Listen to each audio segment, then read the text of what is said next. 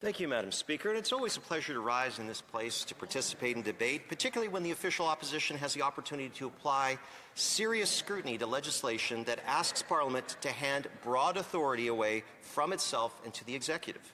This bill deals with space launch and re-entry. It is not ideological. Most Canadians support the idea of Canada having a domestic space capability. They understand its importance to innovation, economic growth, and increasingly to national security. I support that goal as well. But ambition does not excuse poor design. Supporting the objective does not mean giving the government a blank check, especially in a sector that involves public safety, national security, and potentially significant taxpayer exposure. We are entering a period of rapid growth in space-based activities. Satellite deployment, re-entry technologies, and launch infrastructure are expanding quickly. Canada does not want to be left behind, and it should not be. The government argues that Bill C-28 is needed because Canada lacks a clear legislative framework for space launch and re-entry. That is true. These activities have been managed through aviation law and ad hoc decisions. That approach is no longer adequate. What is troubling is that Bill C-28 does not replace uncertainty with a clear law. It replaces it with discretion. Rather than Parliament defining rules, the bill asks Parliament to approve a framework and trust that the real decisions will be made later through regulation and ministerial judgment. The hardest questions are deferred. The risks are obscured. Parliamentary control, Madam Speaker, is weakened. When one reads this bill carefully, the pattern is unmistakable. Launch permits, re-entry approvals, site certification, emergency stop powers, land use restrictions, financial responsibility requirements, exemptions from those requirements, and the indemnification of private operators are all placed within the discretion of the minister. And, Madam Speaker, this is where the bill starts to drift from concerning into almost surreal. This entire regime assumes that the minister will personally oversee permits, exemptions, indemnification decisions, emergency stop orders, land use restrictions, and national security judgments in one of the most complex and high-risk emerging sectors of the economy. That might sound reassuring until we remember, as of this moment, Canada does not even have a full-time Minister of Transport. Now, so we are being asked to believe that a part-time minister already juggling multiple portfolios will somehow have the time, the capacity, and the sustained focus to personally weigh launch permits, re-entry approvals, liability thresholds, indemnification decisions, national security considerations, sometimes under time pressure, sometimes under political pressure, while taxpayers carry the downside risk. This is not a governance model. This is wishful thinking dressed up as legislation, which leads to a very practical question that the government has not answered and cannot avoid. When this industry scales up, and the government insists that it will, who exactly is supposed to manage all of this? Who is reviewing each permit? Who is assessing each re-entry? Who is recalibrating liability exposure? Who is deciding whether an operator qualifies for identification and when it does not? Because under this bill, Madam Speaker, almost all the responsibility flows upward to one political office, not to an independent regulator, not to a transparent statutory process, but the discretion of the minister. Good policy depends on systems, not personalities. Bill C-28 gives us neither. Nowhere in this design flaw is more serious than the indemnification and liability provisions of the bill. Bill C-28 removes space launch and re-entry activities, which, by the way, Madam Speaker, those are not even defined in the Act.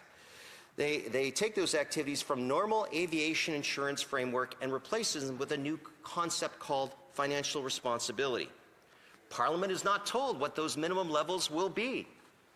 Those are obviously left to regulation, to be answered by the minister and his officials at their discretion. The bill then goes much further. It allows the minister to reduce or waive those requirements and to indemnify private operators against third-party liability entirely at ministerial discretion. Let's be clear exactly what that means, Madam Speaker. Indemnification is not a technical detail. It is a government-backed insurance. It transfers risk from private companies onto taxpayers. If one operator is identified and another is not, the indemnified operator enjoys a powerful competitive advantage. Its risk profile drops, its financing costs fall, its tolerance for failure increases. Its competitor, facing full commercial exposure, is placed at a structural disadvantage. Nothing in this bill requires indemnification to be offered on equal terms. Nothing requires similar risks to receive similar treatment.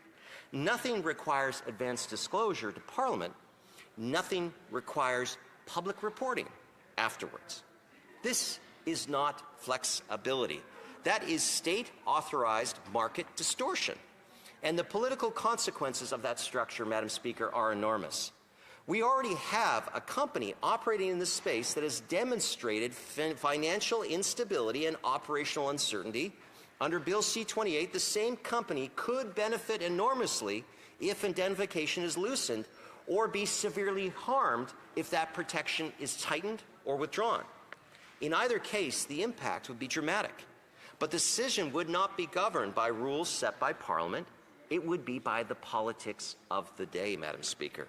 If indemnification is loosened, taxpayers could be exposed to substantial and unquantified liability without ever knowing or realizing it. If it is withdrawn, a company could become commercially unviable almost overnight. In both cases, the consequences are profound, yet the decision would occur behind closed doors. Taxpayers would not know what risks they're carrying. Parliament would not know what exposure it had approved. Only the minister, Madam Speaker, would know. This is not transparency. That is not accountability. And it is not responsible governance in a strategic sector involving public safety, national security, and public money. When indemnification decisions are left entirely to ministerial discretion, they inevitably become political decisions. They are influenced by timing, urgency, pressure, and optics. None of those, Madam Speaker, are substitute for law. This bill effectively asks Parliament to assume that every minister under every political circumstance will exercise his or her power perfectly. History suggests otherwise. Laws exist precisely because judgment is imperfect and politics change. Taxpayers should never bear catastrophic risk as the result of decisions they cannot see, cannot measure, cannot challenge. And the weakness in this bill, Madam Speaker, extends beyond indemnification. The government speaks often about sovereignty and security when promoting Bill C-28, yet the legislation fails to embed basic national security safeguards in statute. There is no statutory requirement for foreign ownership or control screening of launch operators or payloads. There's no requirement for beneficial ownership transparency. There's no statutory test for payload mission profiles or end use. There is no mandatory integration of intelligence or national security assessments into the approval process. Instead, these issues are left to regulation or at the discretion of the minister in the public interest. Now, I've served on the Joint Standing Committee of the Scrutiny of Regulations, Madam Speaker, and we have seen time after time, when the use of the term public interest is exercised without any details from Parliament as to what is in the public interest in this narrow set of circumstances, Madam Speaker, do you know what happens? Uncertainty. And you know what happens, Madam Speaker, under this bill? That uncertainty is either a yes or no from the minister with no explanation given other than a denial. It said the minister can say it is not in the public interest to give you this permit. I'm revoking it. And when you ask what the public interest is, the minister doesn't have any responsibility to say what it is. And usually in the Aeronautics Act, you would go to an administrative tribunal, Madam Speaker, that has specialty in this. But guess what? The minister has exempted this act from that tribunal's auspices. So essentially, Madam Speaker, you have a company that has a window to get a payload through the atmosphere. It's based on weather conditions. But suddenly, Madam Speaker, you have to go to court to challenge a decision, which inevitably costs the taxpayer money because the Justice Department now has to say what is in the public interest, but it's not defined by law. Madam Speaker, this is a recipe for uncertainty, and from the minister to say that giving certainty to a market that has yet to exist, this, Madam Speaker, is a big warning sign flashing. And I do want to say, Ottawa, we have a problem here. Now, this is compounded by, pardon me, Madam Speaker, the result here is a convergence of risk. Broad executive power, opaque identification authority, reduced independent review, large financial commitments, and no hardwired national security screening. Madam Speaker, this, like space, is a vacuum of accountability. The reason that the minister can give to deny a permit will be as black as space. We will not be able to see transparently why. This is a problem, Madam Speaker, considering that there is so much to be said about this Liberal government's penchant for insiders. Madam Speaker, we know of MLS launch. We know of the public record that has been widely distributed about it not being a going concern. Then 158 conversations with the PMO and different ministers, and wow, suddenly a $200 million lease for a property that is leased from the province of Nova Scotia for $13,500 every year is now being paid $55,000 a day. Madam Speaker, again, when there is opaque processes, when there is uncertainty and the discretion of one individual, that is not a recipe for the rule of law. That is a recipe for inside activity. And now, Madam Speaker, I've said a lot about these things because I am concerned, because I'm a proud Canadian. I believe in innovation. I believe in progress. I believe that we have Canadian know-how, and we've proven it time and time again.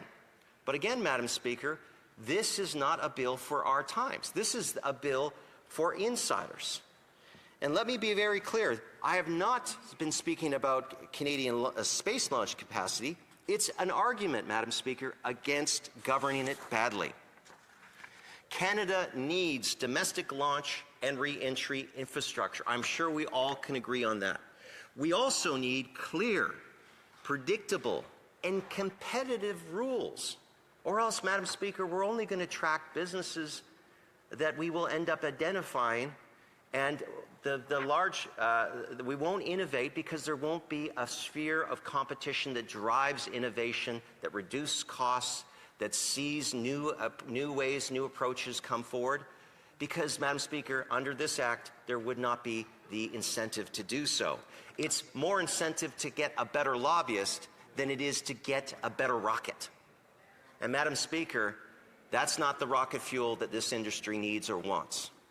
Now, we need taxpayers protected from unknowable exposure. We need national security safeguards that are automatic and non-negotiable. Again, Madam Speaker, once a satellite is in orbit and it does not use Canadian spectrum, the government has no responsibility or power over that satellite. And if that satellite, as I said, is either at the behest of a state actor, which, let's be mindful, the People's Republic of China does require its companies under its national security laws to comply with whatever they are asked by the authoritarian government in Beijing. Madam Speaker, the Russians also have an interest in Canada's, or I should say in the North, and its surveillance of the North. Madam Speaker, these are questions that the official opposition are asking for some accountability and some better answers.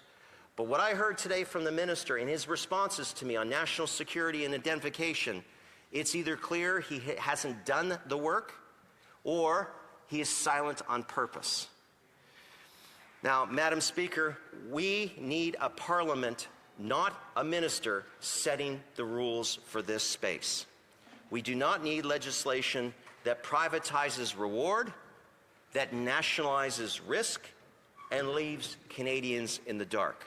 Space policy, I would argue, Madam Speaker, is too important, too expensive, and too sensitive to be governed this way. Again, capital flows to stability. The minister is right that Canada has some wonderful attributes. We are a country that is politically stable. We have, in most of the time, the rule of law. But, Madam Speaker, if a large company was looking to make a strategic investment in Canada and sees this regime And unless they have an inside track with a lobbyist that has the ability to get them what they want, Madam Speaker, I question that this is the right approach. If the government is serious about our sovereignty, it should be serious about accountability. If it is serious about security, it should put it right into the statute, right into C-28, Madam Speaker. And if it's serious about market activity, it should stop designing laws that reward discretion over discipline. Parliament should not approve a framework that asks Canadians to trust what they cannot see. Madam Speaker, again, I would like to say it's always a pleasure to be here and to debate on these important topics on behalf of the good people of Okanagan Lake West, South Kelowna. I urge my colleagues to take the time to look into C-28 and to see with their own eyes, not just what is there, the fact that almost all of the power is given to one person, but, Madam Speaker, also to see that it has large gaps that this Parliament could, I say should, address. Thank you, Madam Speaker.